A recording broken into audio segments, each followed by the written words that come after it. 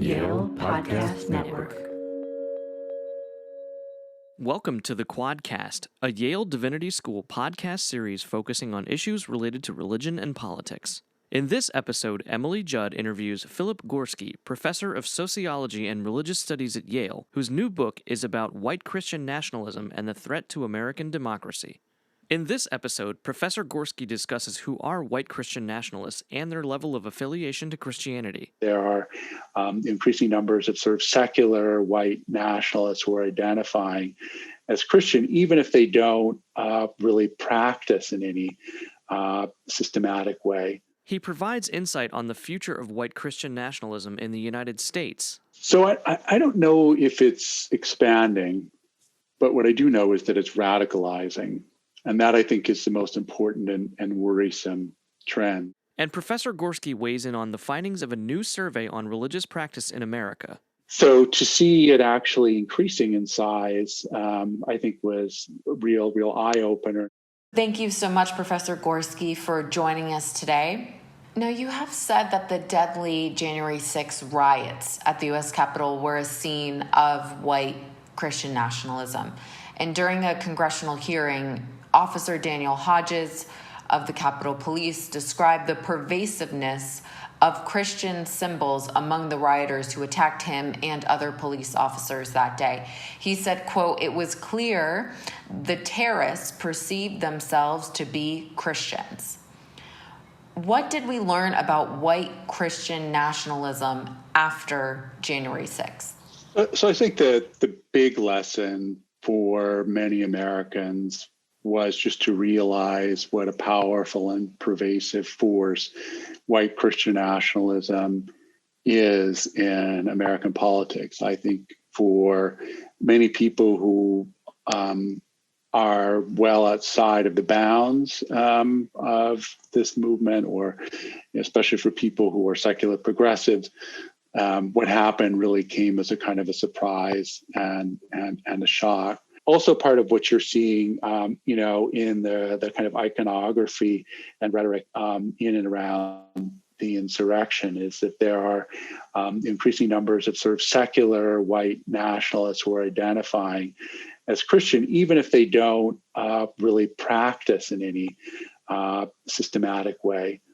So there was a very interesting study by Michelle Borstein, who's one of the religion reporters for the Washington Post, where she really tried to, identify as many of the insurrectionists as she could, and then sort of figure out, in as many cases as possible, what sort of religious community they belong to, what sort of religious views do they have, and an astonishing number of them were these sort of do-it-yourself, self-identified Christians who were not necessarily members of a church, who did not any particular theological views, but just sort of, embrace this Christian label because it somehow seemed to fit or whitewash their politics. Now, are there any estimates on, you mentioned the pervasiveness of white Christian nationalism. Are there any estimates on who is actually subscribing to this in the U.S.? How many people? So here I would draw on the work of my friend and co-author, Sam Perry of the University of Oklahoma,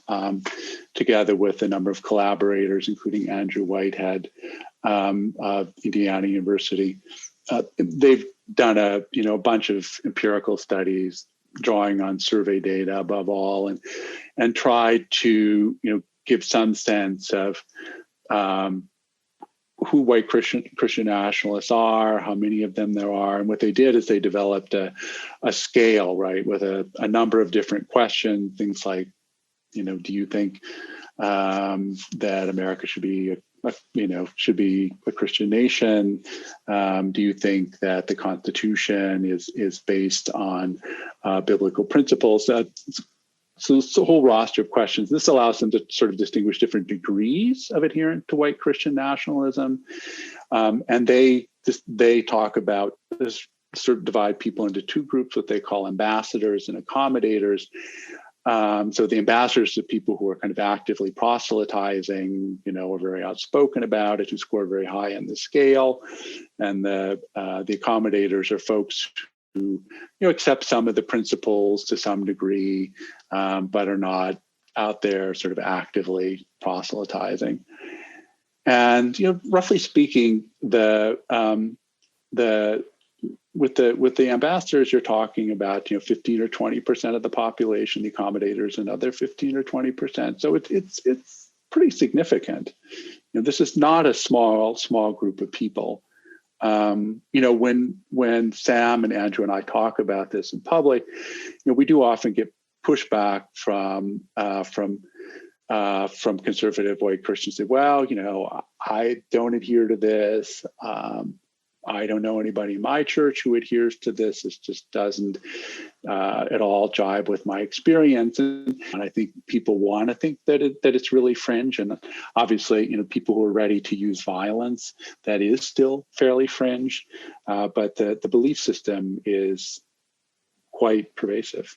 Now, how do Christian nationalists reconcile their belief in America as a Christian nation and even the fringe movement that you're talking about with violence, some resorting to violence, with both the founding fathers' belief in the separation of church and state in the United States, and then also Jesus's teaching of nonviolence, which is obviously very clear. So how do they reconcile these beliefs? And then also, are these people, they're clearly identifying as Christian, but if their beliefs are not Christian, should we be calling them a Christian movement? It's two questions. Sorry about that.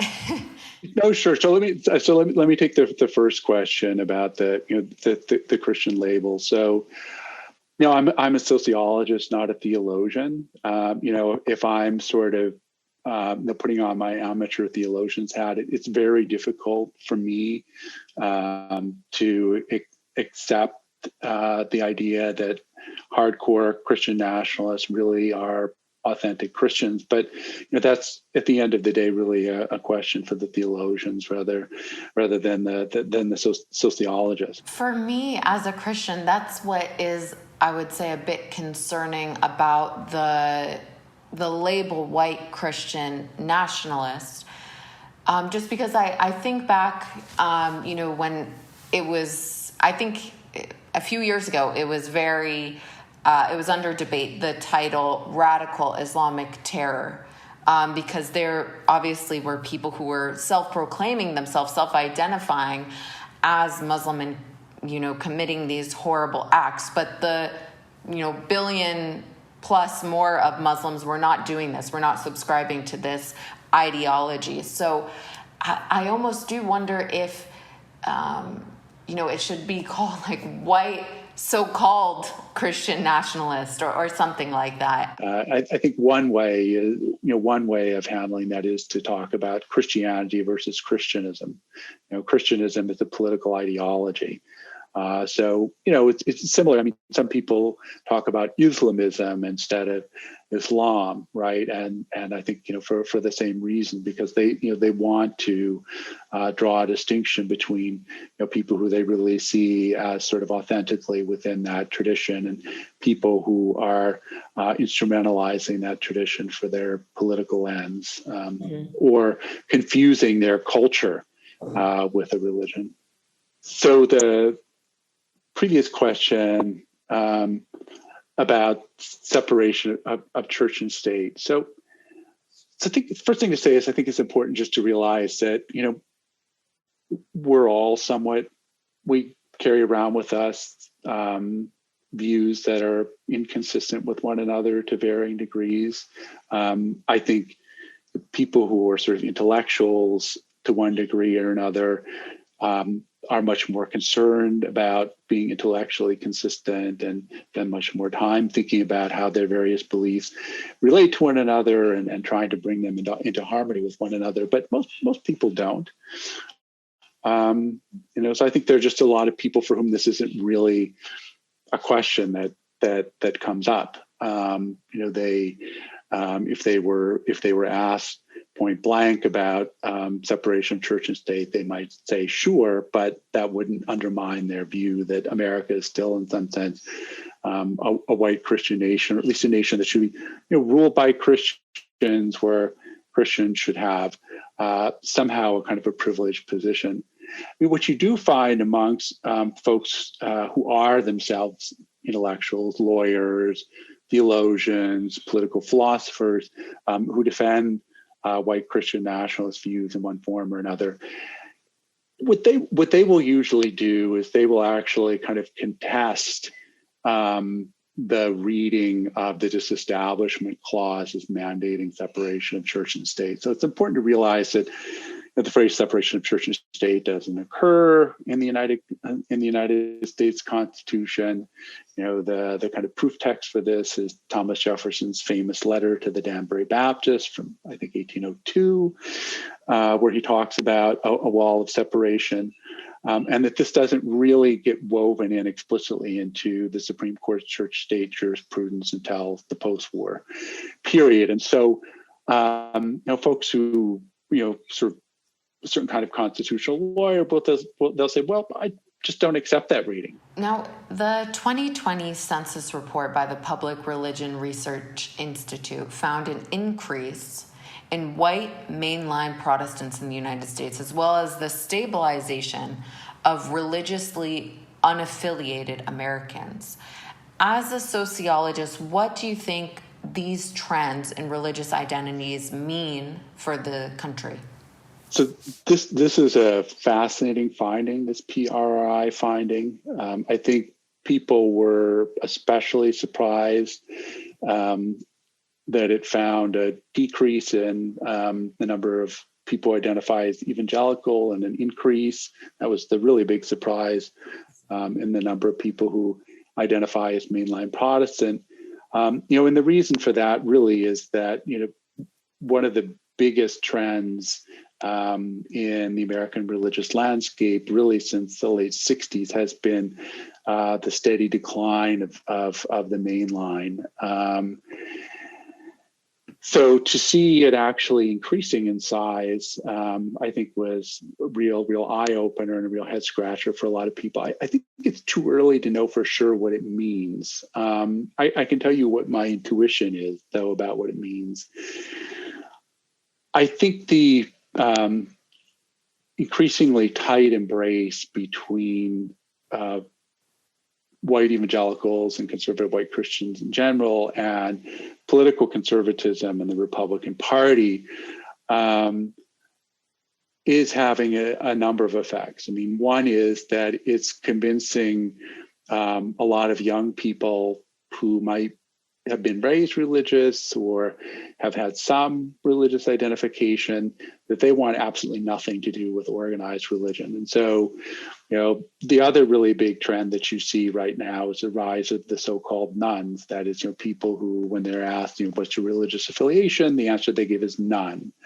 That's now fully 1/4 of the American population. It's in any event as big as the evangelical proportion of evangelicals in the population, possibly even bigger, right? So that's one effect, but it's also having a similar effect, I think, within evangelical community itself, that you are finding existing cleavages along lines of race, gender, generation, that those have been deepened to the point that you're actually beginning to see splits. So, folks who might have been raised evangelical, just saying, look, I'm still Christian, but I'm not that. And so what I think this is my hunch, is that what that increase in the size of the white mainline is picking up is just picking up two things. It's picking up people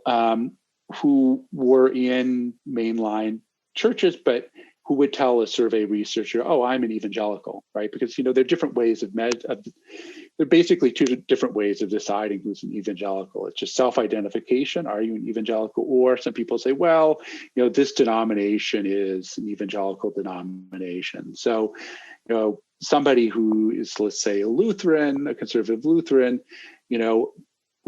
for one pollster, they would not be evangelical, but if they told another pollster, "Oh, I identify as evangelical," for that pollster, they would be evangelical. So I think part of what we're seeing is just, sort of some folks in mainline denomination disidentifying with the evangelical label. I suspect we're probably also seeing, some folks, who, I don't know, maybe they were raised a certain Southern Baptist or Assemblies of God tradition. It's like, yeah, I can't be a part of this church anymore. I'm going to go down the road and I'm going to become a Lutheran, or I'm going to become an Episcopalian or whatever, right? So they're suddenly mainline. You have a new book coming out, co-authored with University of Oklahoma professor Sam Perry. Can you give us a preview about what that book is about? Sure, I'd be more than happy to. So Sam, as I mentioned, is a survey analyst. So he crunches numbers, and he makes really cool diagrams and charts. And I'm really more of a kind of historical and cultural sociologist. And so what we sort of wanted to team up to do was to on the one hand, just really sort of document, who are white Christian nationalism, who are white Christian nationalists, what political views do they hold, but then also to kind of put the contemporary moment into historical context. So, one way of putting it is what we're trying to do is, connect this sort of deep story of white Christian nationalism. You can understand this much better, if you understand this sort of deep story, and in particular, if you understand this, this idea of certain relationship between freedom, order, and violence, right? So, freedom means freedom above all for white Christian men, when non-whites, non-Christians, engage in exercise their freedom, it's actually disorder. It's a threat to order. It's a threat to freedom. And in those cases, conservative white Christian men are well within their rights to, kind of man up, arm up, and go out to the streets, like Kyle Rittenhouse did in Kenosha, Wisconsin, for example. I think the other big thing, though, that we're trying to do in the book is really to kind of dig in more deeply into the racial aspect, right? So both of us had written in the past on Christian nationalism, and we always sort of knew that it was entangled with whiteness and white supremacism, but we hadn't really worked that out explicitly. And so that's what we're another thing that we're trying to do in this book. So, quantitatively, we're able to show that African American Christians who hold Christian nationalist views have very different politics than white Christian nationalists who hold Christian nationalist views. So, it's very clear that that race is absolutely crucial to understanding the form that Christian nationalism takes, the kind of politics that it embraces. And do you see the trend of white Christian nationalism increasing? So I don't know if it's expanding, but what I do know is that it's radicalizing. And that, I think, is the most important and worrisome trend. So the subtitle of our book, the title is The Flag and the Cross, White Christian Nationalism and the Threat to American Democracy. And that, I think, is the most worrisome trend, is that it's moving in an increasingly authoritarian direction. There is, and you see this in various ways, not just in the willingness of some to engage in violence, but also in the willingness of some to call into question the basic mechanisms of democracy. Well, Professor, thank you so much for sharing your thoughts and your insights on this topic today. I really appreciate it. Thank you, Emily. It was a pleasure to be with you.